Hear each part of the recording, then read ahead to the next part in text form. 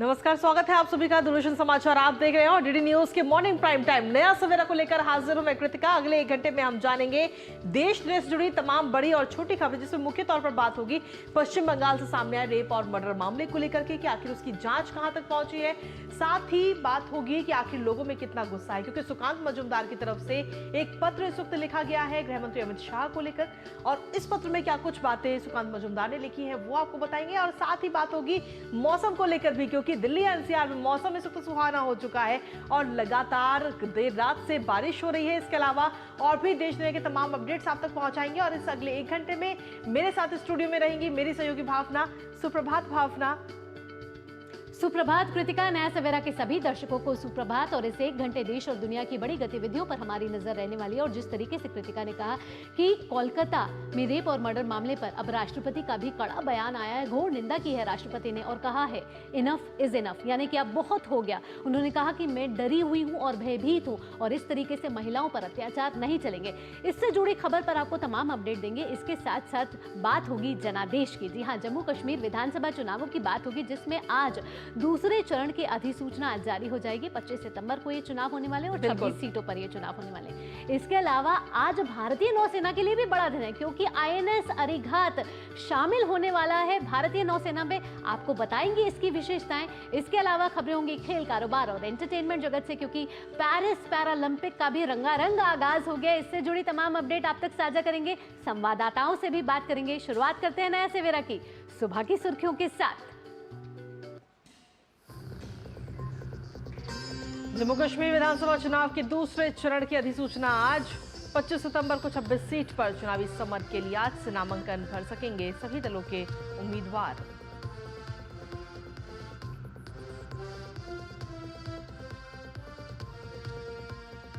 दुश्मनों की हर चाल को मात देने के लिए आज भारतीय नौसेना के बेड़े में शामिल होगी आईएनएस अरिघात। रक्षा मंत्री राजनाथ सिंह विशाखापत्तनम में करेंगे घातक पनडुब्बी की को कमीशन।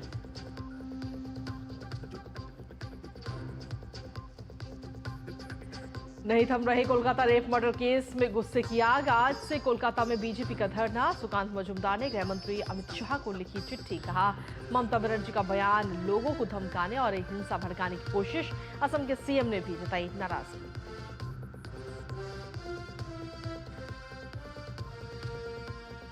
गुजरात में भारी बारिश और बाढ़ से जनजीवन अस्त व्यस्त। प्रधानमंत्री ने गुजरात के मुख्यमंत्री को दिया हर संभव मदद का आश्वासन। दिल्ली एनसीआर समेत यूपी के कई जिलों में भी भारी बारिश का दौर जारी।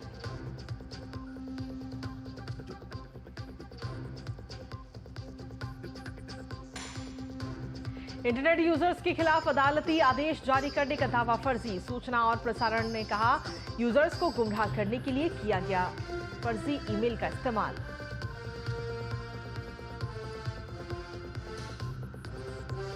टेलीग्राम के संस्थापक डुरोव औपचारिक जांच के दायरे में। फ्रांस ने डुरोव को देश छोड़ने से रोका। खेल की खबरों में भव्य उद्घाटन समारोह के साथ पेरिस में हुई पैरालंपिक की शुरुआत। सुमित अंतिल भाग्यश्री ने संभाला भारतीय ध्वज। पहली बार स्टेडियम से बाहर आयोजित हुआ उद्घाटन समारोह।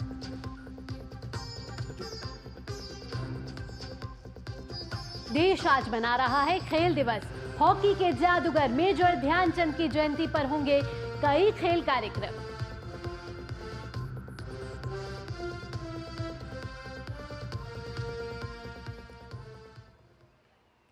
तो ये थी नया सवेरा की अहम सुर्खियां और सुर्खियों के बाद अब खबरों में विस्तार से बात करेंगे। इसमें सबसे पहले बात करते हैं जम्मू कश्मीर की, जहां आपको बता दें कि जम्मू कश्मीर में दूसरे चरण के विधानसभा चुनाव के लिए आज अधिसूचना जारी की जाएगी। आपको बता दें कि आज से सभी दलों के उम्मीदवार अपना नामांकन भर सकेंगे। 25 सितंबर को यहां 26 विधानसभा सीट पर मतदान होने वाले हैं। 5 सितंबर तक नामांकन पत्र दाखिल किए जाएंगे। वहीं 6 सितंबर को नामांकन पत्रों की जांच होगी, जबकि नामांकन वापस लेने की तारीख 9 सितंबर रहेगी। दूसरे चरण में गांदरबल, श्रीनगर, बडगाम, पुंछ, रियासी और राजौरी जिले की विधानसभा सीट पर उम्मीदवारों की किस्मत का फैसला होगा।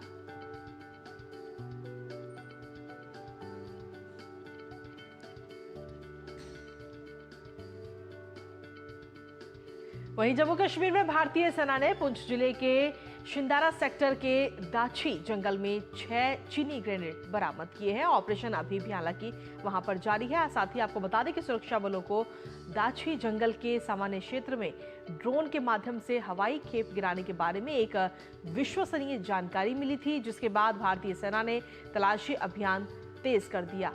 भारतीय सेना की 39 RR की एक टीम ने दाची जंगल सिंधरा में तलाशी अभियान शुरू किया और 6 हथगोले बरामद किए।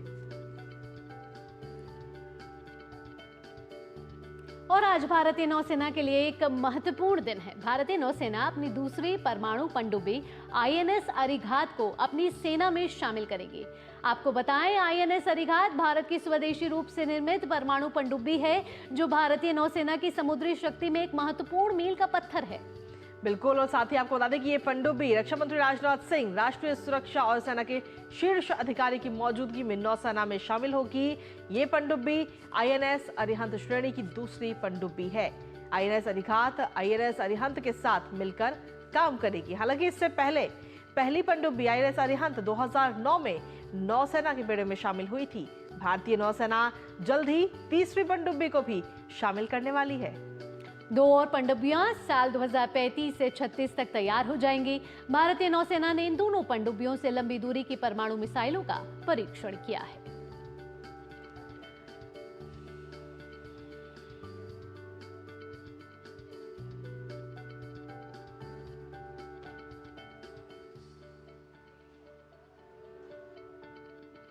तो नौसेना को आज घातक अरिघात परमाणु पनडुब्बी मिलने जा रही है, जिससे कहीं ना कहीं जो हमारे देश की जो नौसेना है उसे और ज्यादा बल मिलेगा।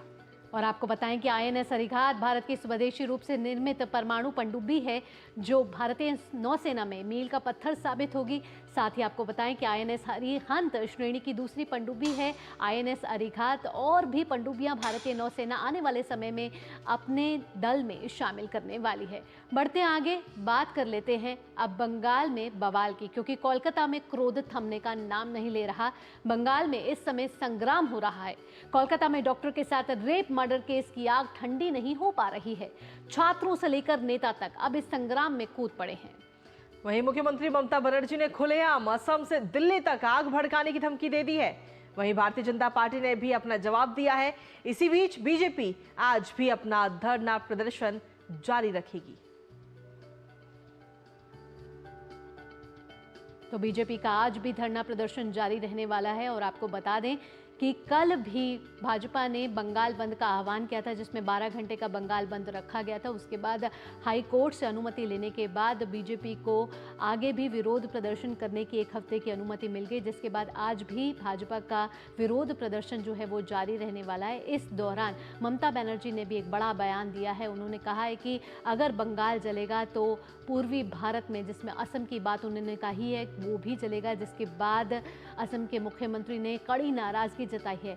इसके अलावा राष्ट्रपति द्रौपदी मुर्मू ने भी इस मामले पर कहा है कि इनफ इज इनफ, यानी कि अब बहुत हो गया है, क्योंकि राष्ट्रपति ने कहा है कि इस तरीके की मानसिकता को आगे और नहीं बढ़ने दिया जाएगा और महिलाओं के खिलाफ अत्याचारों पर रोक लगानी अब जरूरी है। बिल्कुल, वहीं अगर देखा जाए तो पश्चिम बंगाल की मुख्यमंत्री ममता बनर्जी ने दरअसल एक सभा में क्या बयान दिया वो भी आपको बताते हैं। उन्होंने कहा कि अगर बंगाल जला तो असम, बिहार, झारखंड, ओडिशा और दिल्ली भी जलेंगे।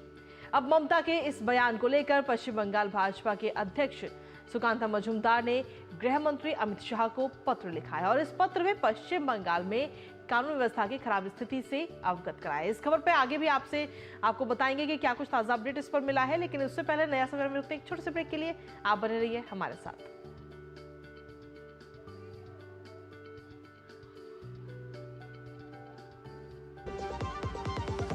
बात जब पीढ़ियों के लिए बनने वाले घर की हो तो जिम्मेदारी बड़ी हो जाती है। गैलेंट समझता है ये जिम्मेदारी। अब डबल एम रिब्स के साथ गैलेंट एडवांस TMT रीबार, निर्माण का रियल हीरो। सुरक्षा की गारंटी हर चीज में जरूरी है, चाहे वो मुश्किल स्टंट हो या अच्छी फसल। इसीलिए ले आइए IIL के ट्रैक्टर ब्रांड का शिनबार, जो देता है सुंडी और ट्रिप से सुरक्षा की गारंटी। भारत में सालाना हजारों लोग हाथी पांव नाम की बीमारी की चपेट में आकर जीवन भर के लिए अपाहिज हो जाते हैं। हाथी पांव एक मच्छर के काटने से फैलता है। हाथी पांव का कोई इलाज नहीं है। साल में सिर्फ एक बार सरकार द्वारा दी हुई मुफ्त दवाएं खाएं और इस बीमारी से अपने आप को और अपने परिवार को बचाएं। 10 अगस्त को हाथी पांव से बचाव की दवा अवश्य खाएं। अपने आप को और अपने परिवार को इस दर्दनाक बीमारी से बचाएं। भारत सरकार द्वारा जनहित में जारी।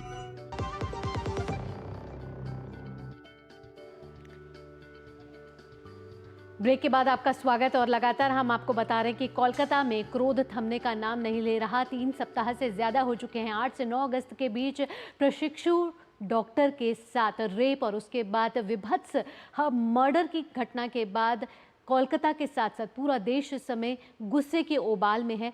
और राष्ट्रपति द्रौपदी मुर्मू को भी इस मामले में अब हस्तक्षेप करना पड़ा है, जहां राष्ट्रपति द्रौपदी मुर्मू ने कहा है कि इनफ इज इनफ, यानी कि अब बहुत हो गया। न्याय की आस लोग अभी भी कर रहे हैं। इस दौरान भाजपा का विरोध प्रदर्शन जारी है और इस बीच ममता बनर्जी ने एक विवादास्पद बयान भी दे दिया। उन्होंने कहा है कि अगर बिहार जलेगा तो कई राज्य भी जलेंगे। और इसी से जुड़ी जानकारी हम तक और साझा करने के लिए उर्मिलेश हमारे साथ जुड़ चुके हैं, हमारे संवाददाता कोलकाता से। उर्मिलेश, आपसे जानना चाहेंगे कि पश्चिम बंगाल की मुख्यमंत्री के पास गृह मंत्रालय भी है, स्वास्थ्य मंत्रालय भी है। उन्होंने मांग की है, अब कल उनका एक बयान आया, उन्होंने कहा कि राज्य सरकार अब एक कड़ा विधेयक लेकर आएगी। अगर अपने दर्शकों को आप बताना चाहें कि इससे पहले उन्होंने प्रधानमंत्री नरेंद्र मोदी को एक पत्र भी लिखा था। उन्होंने कहा था कि किस तरीके से कानून व्यवस्था बेहतर होनी चाहिए बंगाल में, लेकिन पत्र के जवाब में ये कहा गया कि 123 फास्ट ट्रैक कोर्ट जो है आवंटित की गई हैं, लेकिन इनमें से कोई भी काम नहीं कर रही बंगाल में। इसके अलावा हेल्पलाइन नंबर, राष्ट्रीय हेल्पलाइन नंबर भी है, वो भी कोई काम नहीं कर रही। इस बीच ममता बनर्जी एक विवादास्पद बयान देती हैं, लोगों को भड़काने वाला बयान देती हैं। अब बताइए कि क्या लोग सड़कों पर भी ना आए? न्याय की आस क्या सड़कों पर आकर नहीं मांगी जाएगी? जी बिल्कुल, जिस तरीके से डॉक्टर के साथ जो घटना हुई है, जो उसके बाद तमाम जो बंगाल में जिस तरीके से आम आदमी भी भारतीय जनता पार्टी के साथ साथ जो आम आदमी है यहाँ का, वो सड़कों पर है। और जो रेवन्ना चलो का जो नारा दिया था, उस नारे में प्रदर्शन जो कर रहे थे, छात्र कर रहे थे, जो उसके खिलाफ जो है न्याय की मांग कर रहे थे, उन पर लाठीचार्ज हुआ था। बुधवार की घटना भी तमाम देश के सामने आई पश्चिमी बंगाल की, और कहीं ना कहीं ये देखा गया कि जो यहाँ की पुलिस है, क्योंकि देखिए ये बात आपने भी दर्शकों को बताया कि जो यहाँ का गृह मंत्रालय हेल्थ है, वो दोनों के दोनों जो है ये बताया गया कि ममता बनर्जी के पास है। ऐसे में कहा जा सकता है कि सूबे में एक जो महिला मुख्यमंत्री है, उसी के सत्तासीन होने के बाद भी जो है महिलाओं के साथ इस प्रकार का अत्याचार होता है। और उसके बाद जो है जहां की लोगों को लगता था कि एक महिला मुख्यमंत्री है, सत्तासीन, न्याय मिलेगा, लेकिन उस तरीके से आप देख सकते हैं कि न्याय मिलने के बजाय जो है इसे कहीं ना कहीं ममता बनर्जी जो है एक राजनीतिक रंग दे रही है, ऐसा जो है विपक्षियों का कहना यहाँ पर है। और तमाम जो जनाक्रोश यहाँ पर लोगों के बीच में है, लोग जो है कहीं ना कहीं इस गुस्से में है। ये गुस्से को उबाल कल भी देखा गया बुधवार को।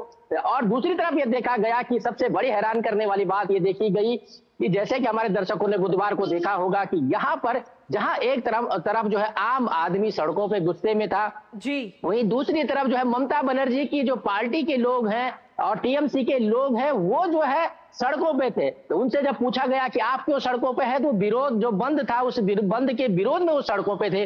तो ये इस तरीके की राजनीति पहली बार देखी गई, क्योंकि देखिए न्याय मिलना चाहिए। जिसके साथ ये जिस तरीके से डॉक्टर के साथ ये जघन्य अपराध हुआ है, अब कहीं ना कहीं उसके घर वाले भी चाहते हैं कि हमारी बेटी को न्याय मिले, और दूसरी तरफ यहाँ के बंगाल के लोग भी चाहते हैं कि आगे इस तरीके की घटना न हो, उसकी पुनरावृत्ति न हो। इसके लिए जो है कहीं ना कहीं एक ठोस कदम उठाए। लेकिन राज्य सरकार जिस तरीके से यहाँ पर काम करती हुई नजर आ रही है, उस तरीके से कहीं ना कहीं एक सूबे की महिला जो मुख्यमंत्री है, उसकी सत्तासीन पे कहीं ना कहीं एक प्रश्न चिन्ह लगता है। जी, और उर्मिलेश, अगर देखा जाए तो भारतीय जनता पार्टी भी लगातार इसका विरोध कर रही है और आज विरोध प्रदर्शन जो है वो भी किया जाएगा। दिल्ली में जो प्रदर्शन है वो भी आज जारी रहेगा। जी बिल्कुल, जिस तरीके से सुबह जो है भारतीय जनता पार्टी के जो तमाम यहाँ पर नेता है, प्रदेश भर के नेता है, कई नेताओं से हमने बात की, उन नेताओं ने बताया है कि जिस तरीके से यहाँ पर सरकार का रवैया है, राज्य सरकार का रवैया है, वो कहीं ना कहीं एक निंदनीय रवैया है। और न्याय जो मिल रहा है, न्याय जो मिलना चाहिए था, उसमें देरी हुई। जिस तरीके से शुरू में तो तुरंत जो है फौरी तरीके से जो है इसके लिए कदम उठाने चाहिए थे राज्य सरकार की तरफ से, वो नहीं उठाए गए। और बुधवार की घटना आपने देखी होगी कि कितनी बड़ी घटना हुई, क्योंकि 7 राउंड तक फायरिंग चली गई। जो प्रदर्शनकारी थी उन पे एक ड्राइवर भी घायल हुआ है उसमें। तो आप सोच सकते हैं कि इस तरीके से जहां कानून व्यवस्था का जो है यहाँ पे तार होती हुई दिखाई दी, जिसकी खुद जो है गृह मंत्रालय ममता बनर्जी के पास है। तो ऐसे देखते हुए भाजपा के तमाम प्रदेश भर के नेता आज कोलकाता में जो है यहाँ पर धरना देंगे, और जिसमें उन्होंने कहा है कि धरना यही नहीं रुकेगा, आगे भी हम अपनी रणनीति बनाएंगे और जब तक पीड़िता को न्याय नहीं मिलता भाजपा जो है ये लड़ाई जारी रखेगी। जी उर्मिलेश, यहाँ आपने एक जिक्र किया कि प्रोटेस्ट के बदले प्रोटेस्ट पॉलिटिक्स शुरू हो गई है, और जो न्याय की मांग बेटी कर रही थी, कहीं ना कहीं वो मामला दरकिनार होते हुए बात अब सियासी रंग जो है इस पूरे मामले को दे दिया गया है। उर्मिलेश, जब ममता बनर्जी ने लोकसभा के चुनाव लड़े थे तो उन्होंने 2 प्रमुख मुद्दे लिए थे, कानून व्यवस्था और संविधान।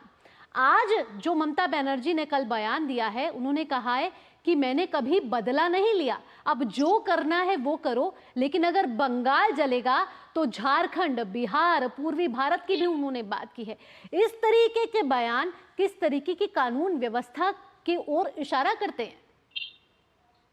जी बिल्कुल, देखिए जैसे कि हमने अपने दर्शकों को पहले बताया कि यहाँ का जो गृह मंत्रालय है वो खुद मुख्यमंत्री के पास है, और मुख्यमंत्री जिस तरीके से खुद इस तरीके के बयान देते हैं, तो एक तरफ जनता को जो है न्याय की उम्मीद थी, एक तरफ जनता जो है न्याय के लिए सड़कों पे थी, वहीं दूसरी तरफ जो है ममता बनर्जी का, या ये कह सकते हैं कि पश्चिमी बंगाल के मुख्यमंत्री का जिस तरीके से ये बयान देना है वो अपने आप कहीं ना कहीं एक निंदनीय बयान है। इसकी तमाम जो है सारे राजनीतिक दलों ने और यहाँ के आम जनमानस ने भी इसकी निंदा की है। और इस तरीके से, क्योंकि आप पश्चिमी बंगाल को लेकर के तमाम अन्य राज्यों में भी जिस तरीके से कहते हैं कि अन्य राज्यों में भी इसके आग लगेगी, या इस तरीके से जो बयान देते हैं, उस बयान से आप साबित क्या करना चाहते हैं? क्या आप इसको जो है ये कहना चाहते हैं कि आप जो है अन्य राज्यों में भी इस तरीके की हिंसा भड़काएंगे? तो ये कहीं ना कहीं तमाम राजनीतिक दलों ने इसका जो है निंदा की है। लेकिन एक सबसे बड़ी बात यह है कि आखिर ममता बनर्जी इसमें राजनीति कर रही है, और जो न्याय की लड़ाई होनी चाहिए थी, जो न्याय की लड़ाई थी, या जो न्याय मिलना चाहिए था, वो न्याय आज तक नहीं मिला। और दूसरी तरफ एक बात और कही जाए कि यहाँ पर जो वहां उस समय के निदेशक थे, डायरेक्टर थे, उनको जो है IM जो है मेडिकल उसने एसोसिएशन ने उसको जो है निलंबित किया है। वो निलंबित अभी तक जो है ममता बनर्जी की तरफ से क्या उसमें कदम उठाया गया, कोई आधिकारिक बयान नहीं है। इस तरीके से आप कह सकते हैं कि बंगाल में कानून व्यवस्था जो खुद मुख्यमंत्री के पास है वो कहीं ना कहीं चरमराती हुई नजर आ रही है। और दूसरी तरफ एक बात और कही जाए कि जो लोग न्याय के लिए सड़कों पे उतरे, उसमें कहीं ना कहीं ये देखा गया कि TMC के साथ यहाँ की पुलिस खड़ी दिखाई दी। ममता बनर्जी का जिस तरीके से राष्ट्र विरोधी बयान सामने आया है, वो लगातार सभी राजनीतिक दल उसकी निंदा कर रहे हैं। और इस बीच राष्ट्रपति द्रौपदी मुर्मू ने भी एक बड़ा बयान दे दिया है, और साथ ही साथ कोलकाता के आरजीकर अस्पताल के पूर्व प्रिंसिपल संदीप घोष की मुश्किलें बढ़ती जा रही है, क्योंकि जांच के दायरे में वो हैं। और IMA के राष्ट्रीय अध्यक्ष डॉक्टर RV अशोकन द्वारा गठित अनुशासन समिति ने सर्वसम्मति से IMA कलकत्ता शाखा के उपाध्यक्ष और आरजीकर मेडिकल कॉलेज और अस्पताल के पूर्व प्रिंसिपल डॉक्टर संदीप घोष की सदस्यता निलंबित करने का निर्णय ले लिया है। तो इंडियन मेडिकल एसोसिएशन के द्वारा एक बड़ा फैसला लिया गया है। डॉक्टर RV अशोकन द्वारा गठित अनुशासन समिति ने सर्वसम्मति से यह फैसला लिया है, जहां कोलकाता के आरजीकर मेडिकल कॉलेज के पूर्व प्रिंसिपल संदीप घोष को निलंबित कर दिया गया है। तो डॉक्टर संदीप घोष की मुश्किलें लगातार बढ़ती जा रही है। CBI जांच कर रही है, और CBI जांच में डॉक्टर संदीप घोष का पॉलीग्राफी टेस्ट भी हो चुका है। यहाँ रुक रहे एक छोटे से ब्रेक के लिए। ब्रेक के बाद आपको बताएंगे कि कौन सी 44वीं बैठक है जिसको प्रधानमंत्री नरेंद्र मोदी ने संबोधित किया है, उसका नेतृत्व किया है। ये सब इस छोटे से ब्रेक के बाद। एक ऐसा तबका जो रिटायरमेंट के बारे में आज भी बिल्कुल नहीं सोचता, वो है औरतें। औरतें कमा के भी वनरेबल हैं। सो NPS एक इक्वालिटी ला रहा है, हम सब एक बराबर प्लेटफॉर्म पे हैं। अपने बेहतर कल को सुनिश्चित करने के लिए NPS जरूरी है। बात जब पीढ़ियों के लिए बनने वाले घर की हो तो जिम्मेदारी बड़ी हो जाती है। गैलेंट समझता है ये जिम्मेदारी। अब MM रिब्स के साथ गैलेंट एडवांस TMT रीबार, निर्माण का रियल हीरो। सुरक्षा की गारंटी हर चीज में जरूरी है, चाहे वो मुश्किल स्टंट हो या अच्छी फसल। इसलिए ले आइए IIL के ट्रैक्टर ब्रांड का शिनबार, जो देता है सुंडी और ट्रिप से सुरक्षा की गारंटी।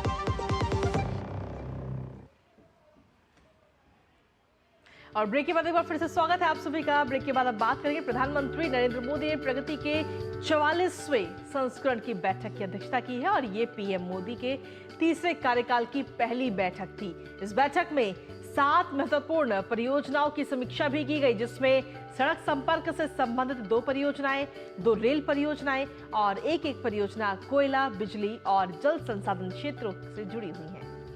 11 राज्यों और केंद्र शासित प्रदेशों की इन परियोजनाओं की कुल लागत 76,500 करोड़ रुपए है। ये परियोजनाएं उत्तर प्रदेश, उत्तराखंड, झारखंड, महाराष्ट्र, राजस्थान, गुजरात, ओडिशा, गोवा, कर्नाटक, छत्तीसगढ़ और दिल्ली से संबंधित है।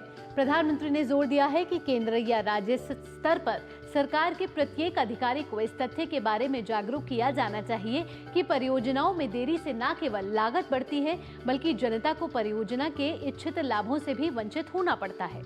वहीं प्रधानमंत्री नरेंद्र मोदी ने जोर दिया कि एक पेड़ मां के नाम अभियान परियोजना विकास के दौरान पर्यावरण की सुरक्षा में भी मदद कर सकता है। इस दौरान प्रधानमंत्री ने अमृत 2.0 और जल जीवन मिशन से संबंधित जन शिकायतों की भी समीक्षा की। प्रधानमंत्री ने जिला स्तर पर जल संसाधन सर्वेक्षण के संचालन और स्रोत स्थिरता पर भी जोर दिया। प्रधानमंत्री ने मुख्य सचिवों को अमृत 2.0 के तहत कार्यों की व्यक्तिगत रूप से निगरानी करने की भी सलाह दी है।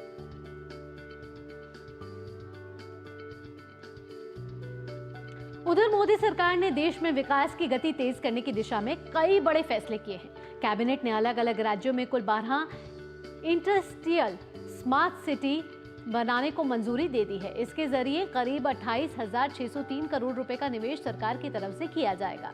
वहीं निजी क्षेत्र का निवेश मिला ले तो करीब 1.52 लाख करोड़ रुपए का निवेश इन कॉरिडोर में होगा, जिससे विनिर्माण क्षेत्र के विकास की रफ्तार तेज होगी और करीब 10 लाख नए रोजगार भी पैदा होंगे।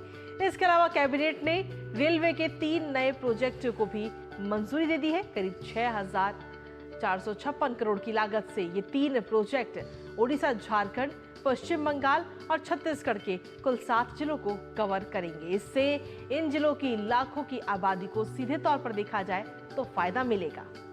कैबिनेट ने 234 नए शहरों में निजी एफएम रेडियो की सुविधा का भी फैसला लिया है। इसके लिए 730 नए चैनलों के लिए नीलामी की जाएगी। इसके अलावा कैबिनेट ने उत्तर पूर्व के तेज विकास को गति देने के लिए भी फैसला किया है।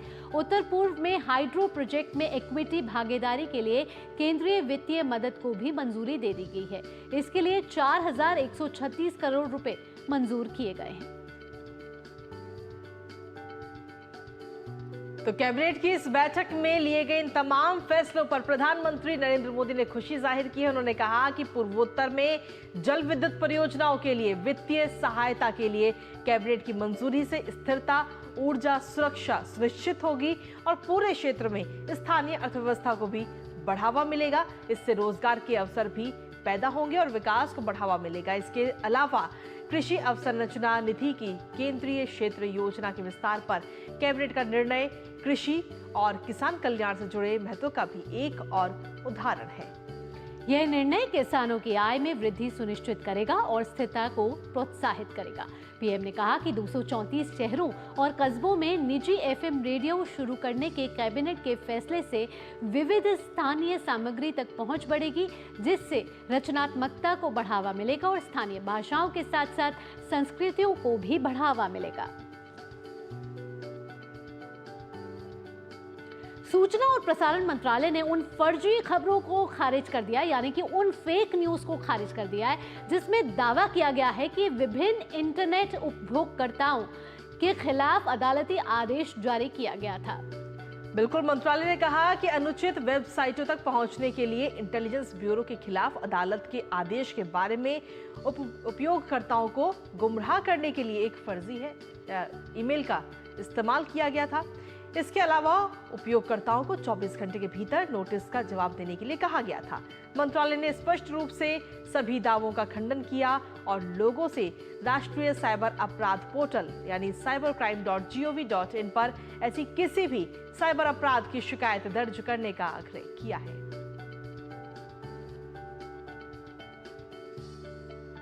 और झारखंड की राजनीति इन दिनों काफी सुर्खियां बटोर रही है, क्योंकि झारखंड के पूर्व मुख्यमंत्री चंपई सोरेन ने बुधवार को झारखंड मुक्ति मोर्चा यानी कि जेएमएम की प्राथमिक सदस्यता और सभी पदों से इस्तीफा दे दिया है।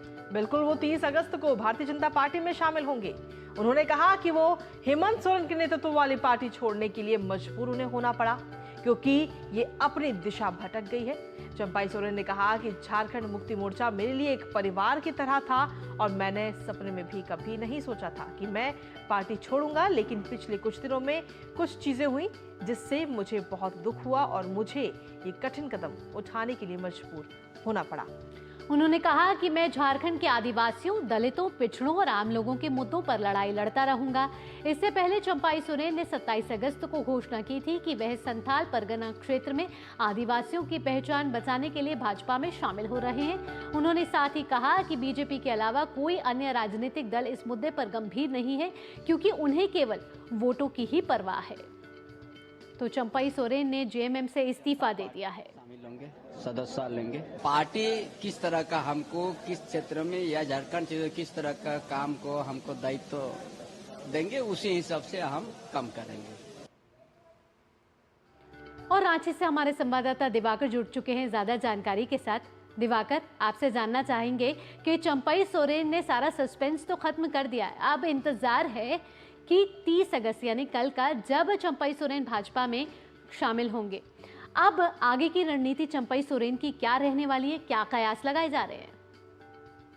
देखिए, निश्चित तौर पर साफ जब कल वो दिल्ली से वापस रांची लौटे, उसके बाद जो घटनाक्रम था वो पहले एक बार मैं थोड़ा बैक फ्लैश आपको बता दूं थोड़ा सा, उसके बाद मैं आगे की रणनीति भी बात करूंगा।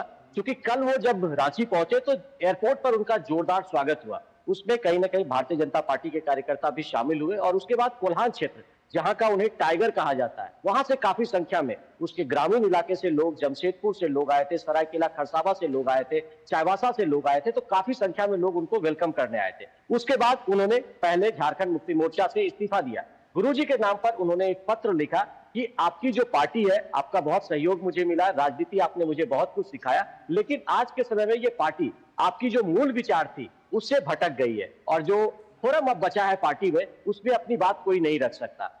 तो एक तरीके से अंदर से जो उनका उद्गार था और जो एक ठेस उन्हें पहुंची थी, उसको भी उन्होंने खुलकर कल अपने पत्र में लिखा है। साथ ही साथ उन्होंने साफ तौर पर कहा कि झारखंड में जिस तरीके से आदिवासियों की रक्षा नहीं हो रही है, घुसपैठियों को लेकर लगातार सवाल उठ रहे हैं और यहाँ पर जो संथाल का इलाका है वहां पर किस तरीके से डेमोग्राफी बदल रही है, तो उन तमाम मुद्दों को लेकर वो भारतीय जनता पार्टी के साथ जा रहे हैं और वो कोशिश करेंगे कि और जो झारखंड में स्थिति खराब हुई है, आदिवासियों की जो स्थिति खराब हो रही है, संथाल में डेमोग्राफी खराब हो रही है, इन तमाम मुद्दों के साथ वो जनता के लिए खड़ा होंगे और उसके बाद अपनी आवाज को बुलंद करेंगे। अब जब हम फ्यूचर की बात करते हैं तो निश्चित तौर पर कल की लेकर तैयारियां रांची में की जा रही है और लगता है कि कल एक बड़े प्लेटफॉर्म पर उनकी भाजपा में जो कह सकते हैं वो सदस्यता ग्रहण करेंगे। उससे पहले उन्होंने मंत्री पद से भी कल अपना इस्तीफा रात में दे दिया, राज्यपाल को उन्होंने पत्र भेज दिया है कि उनका इस्तीफा मंजूर किया जाए। तो ये एक टेक्निकलिटी है जो कि निश्चित तौर पर मंजूर कर लिया जाएगा। लेकिन आने वाले दिनों में चूंकि विधानसभा का चुनाव होना है और जिस इलाके से चंपई सोरेन आते हैं वो कोल्हान का इलाका है, वहां विधानसभा की 14 सीटें हैं।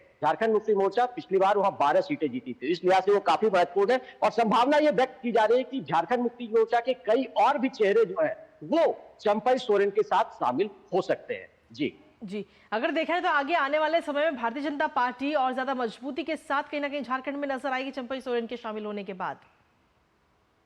देखिए, निश्चित तौर पर चंपई सोरेन के बाद झारखंड की राजनीति एक तरीके से बदलती नजर आएगी। भारतीय जनता पार्टी पिछले लोकसभा चुनाव के दौरान भी देखने को मिला था कि कुछ आदिवासी क्षेत्रों में उनकी पकड़ ढीली पड़ती हुई नजर आई थी। तो निश्चित तौर पर चंपई सोरेन के आने से उसमें मजबूती मिलेगी और चंपई सोरेन का जिस तरीके से एक राजनीतिक कद रहा है और जिस तरीके से उन्हें कोल्हान टाइगर कहा जाता है और करीब 40 वर्षों का उनका राजनीति का अनुभव है, उसका फायदा बीजेपी को मिलेगा। और जिस तरीके से वो कहते हैं ना कि सीनियर लीडर को एक तरीके से जेएमएम में अपमानित किया गया है, तो उसका भी एक असर होगा। और आदिवासी मानस के बारे में हमेशा कहा जाता है कि वो बहुत सेंसिटिव होते हैं, तो निश्चित तौर पर इसका एक इंपैक्ट होगा। और आने वाले जो विधानसभा चुनाव, आप कह सकते हैं कि वो चुनाव या तो अक्टूबर या नवंबर में होंगे, तो निश्चित तौर पर उसका फलाफल भारतीय जनता पार्टी को देखने को मिल सकता है और झारखंड मुक्ति मोर्चा के लिए ये एक बड़ा झटका तो निश्चित तौर पर है। बिल्कुल दिवाकर, तो झारखंड मुक्ति मोर्चा के लिए एक बड़ा झटका। हालांकि चंपई सोरेन का नए तरीके से राजनीतिक सफर अब शुरू हो रहा है भाजपा के साथ, जो कि कल 30 अगस्त को भाजपा में शामिल होंगे और तैयारियां जोरों शोरों से चल रही है। दिवाकर, फिलहाल इन तमाम अपडेट के लिए आपका बहुत बहुत धन्यवाद। बिल्कुल, और इसी के साथ खबरों में आगे बढ़ेंगे, लेकिन उससे पहले नया सवेरा में वक्त एक छोटे से ब्रेक का है। ब्रेक के उस पर आपको बताएंगे मौसम के ताजा हालचाल और साथ ही गुजरात में मौसम किस तरीके से नजर आ रहा है, किस तरीके से वहां पर रेड अलर्ट जारी किया गया है, उस पर भी बात करेंगे। लेकिन उससे पहले रुकते हैं एक छोटे से ब्रेक के लिए।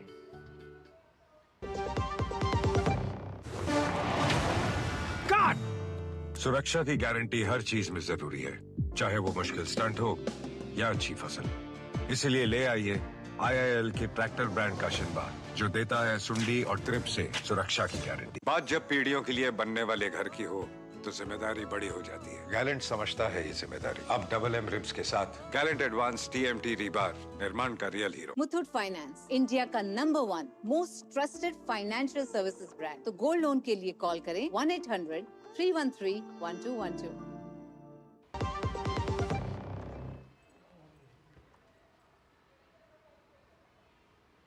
ब्रेक के बाद आपका स्वागत। आप देख रहे हैं नया सवेरा। बढ़ते आगे और बात कर लेते हैं बारिश से मचे हाहाकार, क्योंकि इस समय कई राज्यों में भारी बारिश देखने को मिल रही है और बाढ़ जैसे हालात उत्पन्न हो गए हैं। गुजरात इस समय बाढ़ की विभीषिका से जूझ रहा है। राज्य के अधिकांश जिले इस वक्त बाढ़ प्रभावित हैं। लगातार जारी भारी बारिश के चलते स्थिति और गंभीर बनती जा रही है। बिल्कुल, साथ ही अगर देखा जाए तो NDRF और SDRF की टुकड़ियां राज्य सरकार के साथ मिलकर लगातार लोगों को सुरक्षित स्थानों पर पहुंचाने के कार्य में लगी हुई हैं। लगातार बारिश के चलते कई राजमार्ग बंद हो चुके हैं, साथ ही रेल यातायात भी प्रभावित हुआ है। लगातार बारिश के कारण बांधों और नदियों का जलस्तर भी उफान पर है। वहीं विश्वामित्र नदी में बाढ़ से वडोदरा के निचले इलाकों में पानी भर गया है। हालात को नियंत्रित करने के लिए राज्य सरकार ने शहर में अतिरिक्त बल को भी तैनात किया है। खास तौर पर अगर देखा जाए तो सौराष्ट्र और कच्छ के इलाकों के लिए मौसम विभाग ने रेड अलर्ट जारी किया है। तो गुजरात पर इस समय आसमानी आफत आई हुई है। गुजरात में लगातार पिछले कई दिनों से भारी बारिश देखने को मिल रही है, जिसके चलते मौसम विभाग ने कई जिलों के लिए आज के लिए भी रेड अलर्ट जारी किया है। मेघना देव अहमदाबाद से हमारे साथ ज्यादा जानकारी के साथ जुड़ चुकी हैं। मेघना, आज की ताज़ा अपडेट आपसे लेना चाहेंगी। कितनी बारिश हो रही है गुजरात में इस समय और कौन कौन से ज़िले हैं जहां भारी से अत्यधिक बारिश हुई है और सबसे ज़्यादा रिकॉर्ड तोड़े गए हैं? और अगर आज उन जिलों के बारे में बताएं जहां रेड अलर्ट जारी किया गया है मौसम विभाग के द्वारा। जी देखिए भावना, अगर हम देखें तो सबसे पहले देवभूमि द्वारका जो कोस्टल जिला है गुजरात का, वहां पर सबसे ज्यादा बारिश हुई है और वहां पर रिलीफ रेस्क्यू ऑपरेशंस में तेजी लाई गई है। वडोदरा शहर की अगर बात करें तो वडोदरा शहर और जिले के अलावा देवभूमि द्वारका, जामनगर जिलों में राहत बचाव कार्य को और ज्यादा प्राथमिकता देने की बात कही गई है। मुख्यमंत्री भूपेंद्र पटेल ने एक बैठक को चेयर किया था, जिसमें उन्होंने वीडियो कॉन्फ्रेंसिंग के जरिए जिला कलेक्टरों से बात की थी, प्रशासन से बात की थी अलग अलग जिलों में। तो उनका ये कहना था कि जहां पर सबसे ज्यादा इफेक्टेड है वहां पर राहत बचाव कार्य को पहला प्रायोरिटी दिया जाए। अगर देखते हैं तो रेड अलर्ट की जहां तक आप बात कर रही हैं, सौराष्ट्र के जो जिले हैं सबसे ज्यादा प्रभावित हैं। सौराष्ट्र कच्छ सबसे ज्यादा प्रभावित है। मैं अभी सेंट्रल गुजरात में अहमदाबाद में हूँ। यहाँ पर कल से अगर हम देखें तो बारिश थोड़ी धीमी पड़ी है, जिसके कारण जो वाटर लॉगिंग हुई थी वो कम हुई है। कई जगहों पर पानी उतर गया है, सड़कों पर पानी उतर गया है, यातायात सुचारू रूप से काफी हद तक चालू हो चुका है। कई जगहों पर अंडरपास पर पानी जमा हो गया था, जहां पर म्युनिसिपैलिटी ने पंप्स के द्वारा जो है पानी निकालने का काम किया है।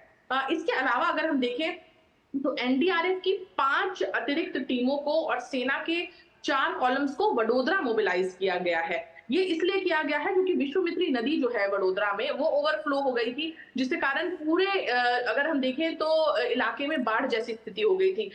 विश्वामित्री नदी में काफी मगरमच्छ रहते हैं और नदी के ओवरफ्लो होने के कारण कई मगरमच्छ रिहायशी इलाकों में नजर आए, जिसके वीडियोस जो रेसिडेंट्स हैं उन्होंने कई जगहों पर पोस्ट किए, सोशल मीडिया पर भी डाले कि किस तरीके से मगरमच्छ भी रिहायशी इलाकों में आ चुके हैं। तो ये एक बहुत बड़ा चैलेंज है, ना केवल पानी की समस्या से निपटना, बल्कि जो जानवर रिहायशी इलाकों में आ गए हैं उनसे भी किस तरीके से निपटा जाए। बाढ़ में फंसे लोगों के लिए फूड पैकेट, पानी के पैकेट्स और आवश्यक दवाइयां पहुंचाई जा रही हैं। बाढ़ का पानी उतरते ही ये निर्देश भी दिए गए हैं कि कीटनाशक जो है ये वो कई जगहों पर डाले जाएं ताकि जो जनित रोग उनसे बचा जा सके।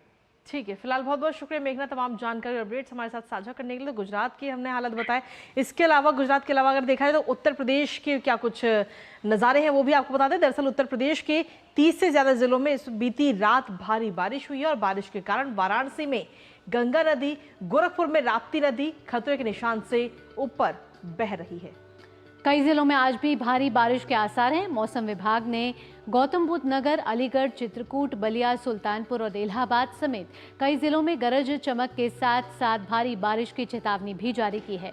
प्रदेश के दक्षिणी हिस्सों की बात करें तो यहां तेज बारिश की संभावना बनी हुई है। वरिष्ठ मौसम वैज्ञानिक अतुल कुमार सिंह ने बताया है कि प्रयागराज, वाराणसी और आसपास के इलाकों में भी भारी बारिश की संभावना बनी हुई है।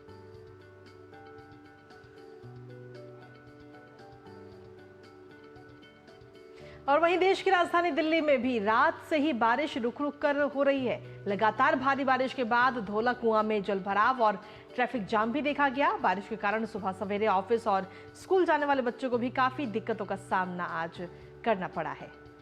जलभराव से सड़कों पर जगह जगह जाम और ट्रैफिक धीमी गति से चल रहा है।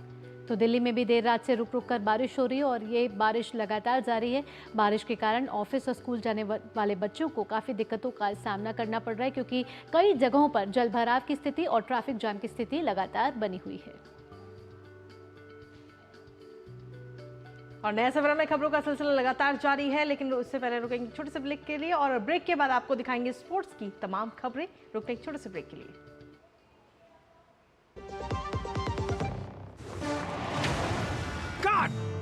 सुरक्षा की गारंटी हर चीज में जरूरी है, चाहे वो मुश्किल स्टंट हो या अच्छी फसल।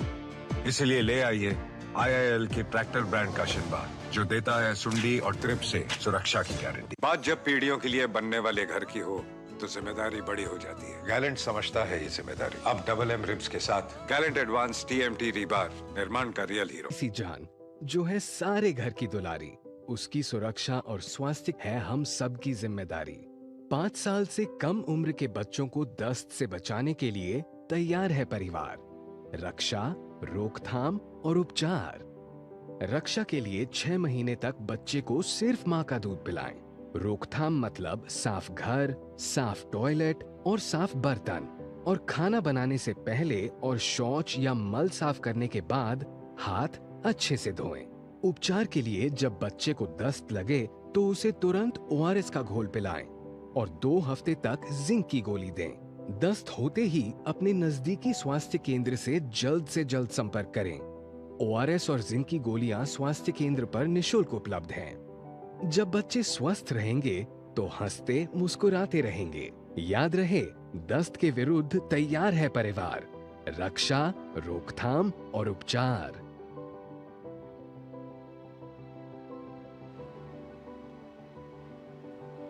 अधिक जानकारी के लिए आशा दीदी से संपर्क करें। स्वास्थ्य एवं परिवार कल्याण मंत्रालय द्वारा जनहित में जारी।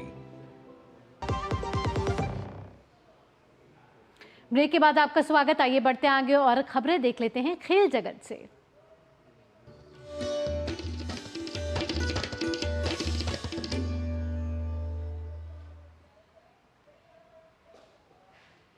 तो खेलों की अगर बात करें तो बात करेंगे ओलंपिक की सफल मेजबानी के बाद अब पेरिस तैयार है पैरालंपिक की मेजबानी के लिए, और इसकी शुरुआत फ्रांस की राजधानी पेरिस के बीचों बीच एक भव्य उद्घाटन समारोह के साथ की गई है।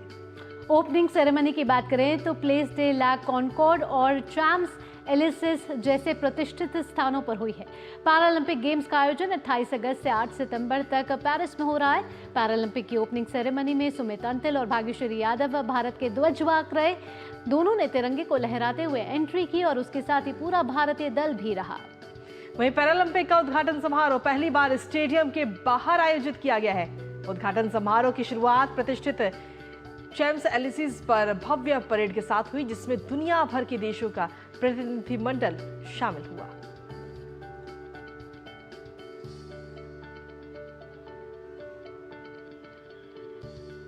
वहीं पेरिस पैरालंपिक में भारत आज अपने अभियान की शुरुआत करने जा रहा है। पहले दिन पैरा तीरंदाज और पैरा बैडमिंटन में भारतीय दल चुनौती पेश करेगा। टोक्यो पैरालंपिक में कांस्य पदक विजेता हरविंदर सिंह पुरुषों के रिकर्व रैंकिंग राउंड में हिस्सा लेंगे। वहीं सरिता और शीतल देवी महिला कंपाउंड में रैंकिंग राउंड खेलेंगे। वहीं पैरा बैडमिंटन में कृष्णा नागर SH6 वर्ग में अपने पुरुष सिंगल्स खिताब की रक्षा करने के लिए उतरेंगे, तो शिवराजन और नित्याश्री सिवन अन्य पैरा शटलर हैं जो मिक्स्ड डबल्स में पहले दिन कोर्ट पर उतरेंगे। वहीं मिक्स्ड डबल्स में सुहास यथिराज व पलक कोहली की जोड़ी भी अपने अभियान की शुरुआत करेगी। पैरा साइकिलिंग में ज्योति गजेरिया हिस्सा लेती हुई नजर आएंगी।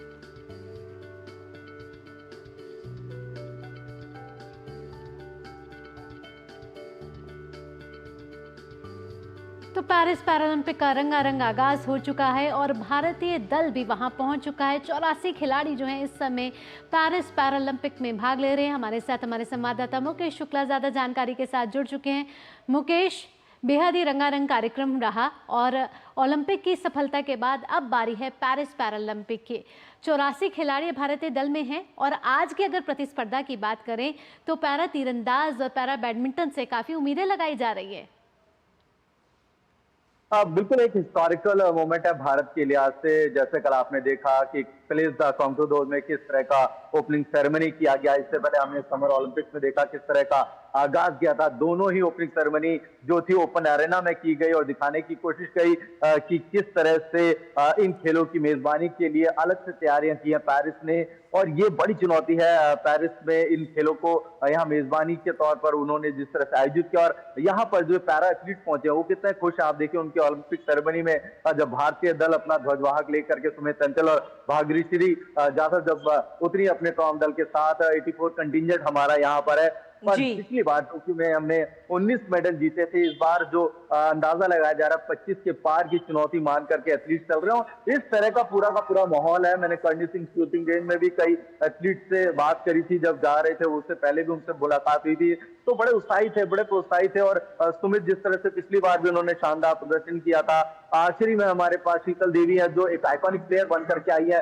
जिस तरह से वो खेलती हैं और जिस तरह से उनको लोग प्रोत्साहित करते हैं, वो खुद एक आइकन बन करके निकली है। तो खिलाड़ियों के पास एक अच्छा मौका है। और देखिए जब अब हम बात करते हैं दिव्यांग खिलाड़ी की और ऐसे खिलाड़ी जो अपनी क्षमता के ऊपर जाकर के खेलते हैं, कुछ कमी है भले ही लेकिन वो कभी इस चीज को महसूस नहीं होने देते।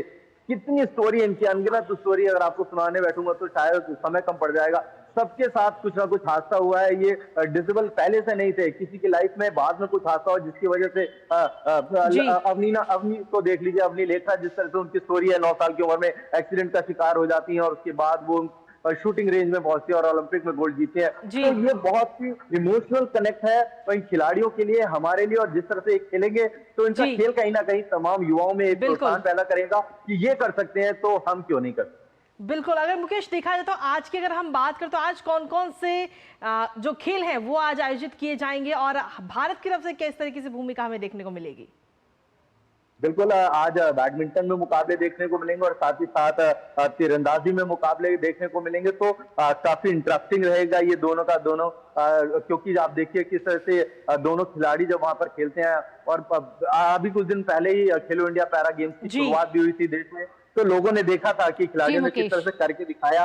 तो जब ये खेल शुरू होंगे आप इनका एक्साइटमेंट देखेंगे, खुद आपको पता लग जाएगा कि कितने पोटेंशियल पे खेलते हैं। शीतल देवी पे बिल्कुल मुकेश बेहद ही उत्साह नजर आ रहा है पेरिस पैरालंपिक को लेकर, क्योंकि भारतीय दल से काफी उम्मीदें लगाई जा रही है। और जिस तरीके से आपने बताया कि आज भी कई प्रतिस्पर्धा में भारत जो है अपना खेल दिखाता हुआ नजर आएगा, बेहद ही उम्मीदें हैं। मुकेश, इन तमाम जानकारियों के लिए आपका बहुत बहुत धन्यवाद। बिल्कुल। और इसी के साथ आपको बता दें कि मेजर ध्यानचंद की जयंती के मौके पर खेल मंत्री मनसुख मांडविया ने दिल्ली स्थित नेशनल स्टेडियम में उन्हें आज श्रद्धांजलि दी। खेल मंत्री ने स्टेडियम के परिसर में पौधारोपण भी किया है। उनके साथ खेल राज्य मंत्री ने रक्षा निखिल खड़से भी मौजूद रहे और इस मौके पर उन्होंने देश के नागरिकों को फिट रहने की बात करते हुए कहा कि स्वस्थ नागरिक ही स्वस्थ समाज का निर्माण करता है। राष्ट्रीय खेल दिन के अवसर पर हमने मेजर ध्यानचंद जी को पुष्पांजलि अर्पित की। आज उसकी जन्म जयंती है और मेजर ध्यानचंद जी की जन्म जयंती को हम राष्ट्रीय खेल दिन के रूप में मना रहे हैं। मोदी जी ने सही कहा है कि जो खेलेंगे वो खिलेंगे। देश के नागरिक फिट रहे, स्वस्थ रहे और स्वस्थ नागरिक स्वस्थ समाज का निर्माण करता है और स्वस्थ समाज समृद्ध राष्ट्र का निर्माण करता है। तो हॉकी के जादूगर मेजर ध्यानचंद ने भारत को हॉकी में 3 ओलंपिक स्वर्ण पदक जिताने में अपनी अहम भूमिका निभाई थी। भारत ने मेजर ध्यानचंद के रहते हुए 1928, 1932 और 1936 के ओलंपिक खेलों में हॉकी में स्वर्ण पदक हासिल किया था। आइए देखते हैं ध्यानचंद के जीवन से जुड़े कुछ अहम पहलू। आज सौभाग्य की बात है कि हमारे स्टूडियो में मौजूद हैं मेजर ध्यानचंद। फॉरेन कंट्री जो हॉकी सीखी है इसमें शक नहीं है कि हिंदुस्तान के जरिए सीखी है। उन लोगों ने इतनी ज्यादा प्रैक्टिस कर ली कि हम अब हिंदुस्तान का मुकाबला करने लगे। मैंने देखा है रिसेंटली यूरोप कंट्री के खेलों को कि वो हमारे मुकाबले में थोड़ा ड्रिबलिंग करने लगे हैं, बजाय मारने के अब ड्रिबलिंग ही शुरू कर दिया। जी हाँ, काफी इम्प्रूवमेंट्स हैं उनके। It's an army, British Army, for entertainment and recreation. They used to play the sport of hockey. That's how modern hockey came into India. So somehow Dhyanchand got into that hockey team. When he played, he was supposed to play against his bosses, colonels and all other people. So his first aim is not to hurt them. Dhyanchand के बारे में कहा जाता था कि वो बिल्कुल chess की तरह हॉकी के मैदान को देखते थे। उनको पता होता था कि उनका खिलाड़ी किस जगह पर है और वो ब्लाइंड फोल्ड, अगर आप उनकी आंखों पर पट्टी भी बांध दें तो वो एक ऐसी जगह पास करते थे जहां खिलाड़ी मौजूद, बिल्कुल पिन पॉइंट उसी जगह पर गेंद रुकती थी। तो ये प्रेसिशन था। When he played in America, they thought probably there was some magic in his hockey stick, and they even changed his sticks. What Dhyanchand was playing in his times was nothing but what we are playing nowadays. Magic man, like Don Bradman in cricket. Hockey was in his blood. Hockey was in his thought. Hockey was in his action. People say he had some electric power. No, he visualized you should not hold the ball. Much before Sachin Tendulkar, Roger Federer, Michael Jordan, Senna, Muhammad Ali, Pele, there was Dhyanchand.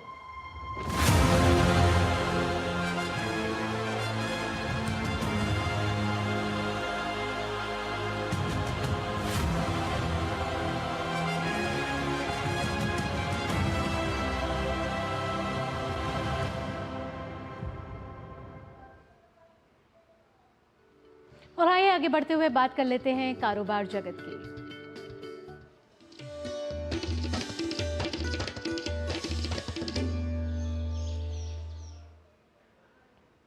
Share बाजार regulator SEBI ने SME में investment को लेकर सावधानी बरतने की सलाह दी है। रेगुलेटर ने इस सिलसिले में एडवाइजरी भी जारी करके निवेशकों को सावधान किया है। रेगुलेटर की तरफ से जारी इस बयान में कहा गया है कि लिस्टिंग के बाद कुछ एसएमई कंपनियां या उनके प्रमोटर ऐसी चीजें बता रहे हैं जो उनके ऑपरेशंस की अवास्तविक तस्वीर पेश करती है, जिसके बाद अक्सर बोनस मुद्दे, स्टॉक विभाजन और पक्षपातपूर्ण आवंटन जैसे भी कदम उठाए जाते हैं जो निवेशकों को इन प्रतिभूतियों को खरीदने के लिए प्रेरित कर सकती है। साथ ही ये प्रमोटरों को ऊंची कीमतों पर अपनी हिस्सेदारी बेचने का भी अवसर देती है। इन संस्थाओं की कार्यप्रणाली पर सेबी ने कहा है कि उसने ऐसी कंपनियों के खिलाफ आदेश पारित किए हैं जो सेबी की वेबसाइट पर उपलब्ध हैं।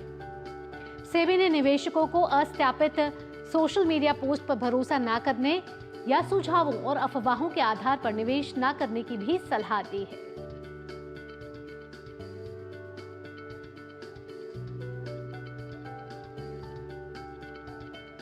और अब देख लेते हैं कारोबार जगत की कुछ और अहम खबरें फटाफट अंदाज में। केंद्रीय श्रम और रोजगार मंत्री मनसुख मांडविया ने बताया कि बजट में इलाई योजना के द्वारा देश में 2 करोड़ से ज्यादा रोजगार सृजन करने के लिए 2 लाख करोड़ रुपए का प्रावधान किया गया है।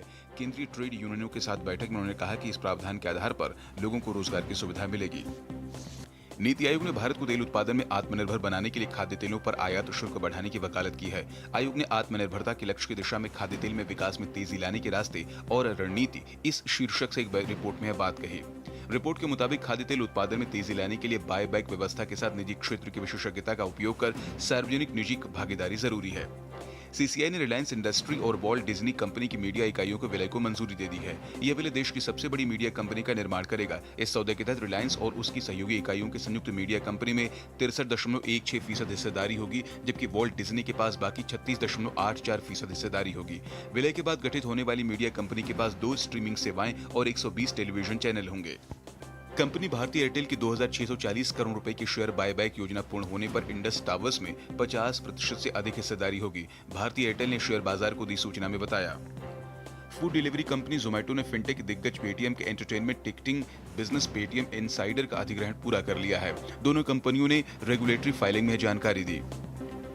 पेटीएम ब्रांड का स्वामित्व रखने वाली वित्तीय प्रौद्योगिकी कंपनी 197 कम्युनिकेशन को पूर्ण स्वामित्व वाली अनुषंगी company Paytm payment services limited में डाउनस्ट्रीम निवेश के लिए सरकार की मंजूरी मिल गई है।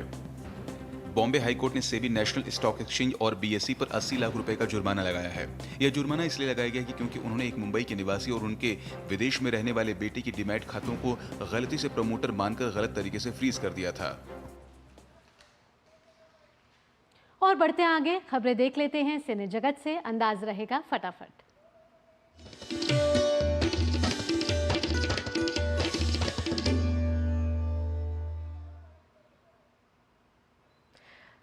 चलिए एंटरटेनमेंट की खबरों की बात करें तो फिल्म जोकर फोली अड्डू के निर्माताओं ने 2 नए पोस्टरों के साथ इंडिया रिलीज डेट की घोषणा की है। भारत के सिनेमाघरों में 2 दिन पहले 2 अक्टूबर को आ रही है। वहीं अमेरिका में फिल्म 4 अक्टूबर को रिलीज होगी। 9 साल बाद निर्माता रतन जैन, अब्बास मस्तान और कपिल शर्मा के साथ किस किस को प्यार करूं 2 नामक सीक्वल पर काम करने जा रहे हैं। फिल्म की शूटिंग इस साल के अंत तक शुरू हो जाएगी। शोरा भास्कर ने सोशल मीडिया पर एक लंबा चौड़ा नोट शेयर करते हुए हेमा कमेटी रिपोर्ट पर अपने विचार साझा किए हैं। अभिनेत्री का कहना है कि सिर्फ साउथ इंडस्ट्री में ही नहीं, बाकी भाषाओं की इंडस्ट्री में भी यही हाल है। एक्सेल एंटरटेनमेंट ने फिल्म युद्रा का नया प्रमोशन वीडियो रिलीज कर दिया है। फिल्म में सिद्धांत चतुर्वेदी एक्शन अवतार में नजर आने वाले हैं। वहीं राघव जुआल को खतरनाक विलेन शफीक के रूप में पेश किया गया है। फिल्म स्त्री 2 का बॉक्स ऑफिस पर दमदार प्रदर्शन जारी है। रिलीजिंग के 14वें दिन फिल्म ने 414.55 करोड़ रुपए का शानदार कारोबार किया। अभिनेता अल्लू अर्जुन ने अपनी आगामी फिल्म पुष्पा 2 का एक नया पोस्टर साझा किया। नए पोस्टर सामने आने के बाद दर्शकों में फिल्म को लेकर उत्सुकता बढ़ गई है। अन्य अभिनेताओं के उलट आर माधवन ने हाल ही में एक बड़ी पान मसाला कंपनी का ब्रांड एम्बेसडर बनने का प्रस्ताव ठुकरा दिया है। विज्ञापन के एवज में कंपनी की ओर से माधवन को करोड़ों रुपए ऑफर किए गए थे।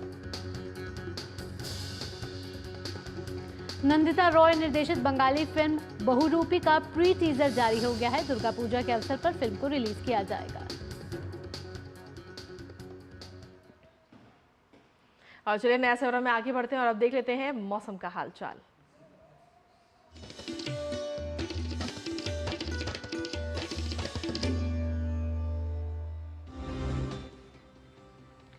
और मौसम की बात करें तो आइए जानते हैं विभिन्न राज्यों और शहरों का न्यूनतम और अधिकतम तापमान।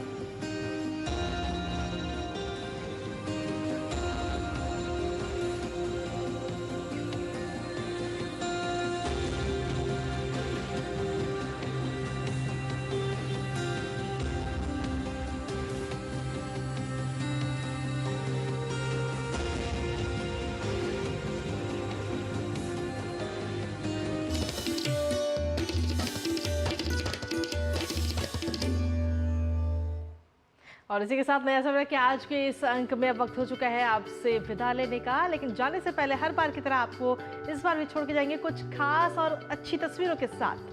और ये अच्छी तस्वीरें आ रही हैं राजस्थान से। राजस्थान के बांसवाड़ा की मनमोहक झलकियों का आनंद लीजिए, क्योंकि ये माही नदी की झलकियां हैं और माही नदी के किनारे स्थित ये खूबसूरत जगह अपनी हरियाली के लिए काफ़ी प्रसिद्ध है। सुबह सुबह आनंद लीजिए इन झलकियों का। इसी तरह आपके जीवन में भी हरियाली हमेशा के लिए बनी रहे। सशक्त रहिए, मुस्कुराते रहिए। इसी मनोकामना के साथ, शुभकामना के साथ मुझे कृतिका और नया सवेरा की टीम को फिलहाल के लिए दीजिए अनुमति। खबरों का सिलसिला यूं ही जारी रहेगा। नमस्कार।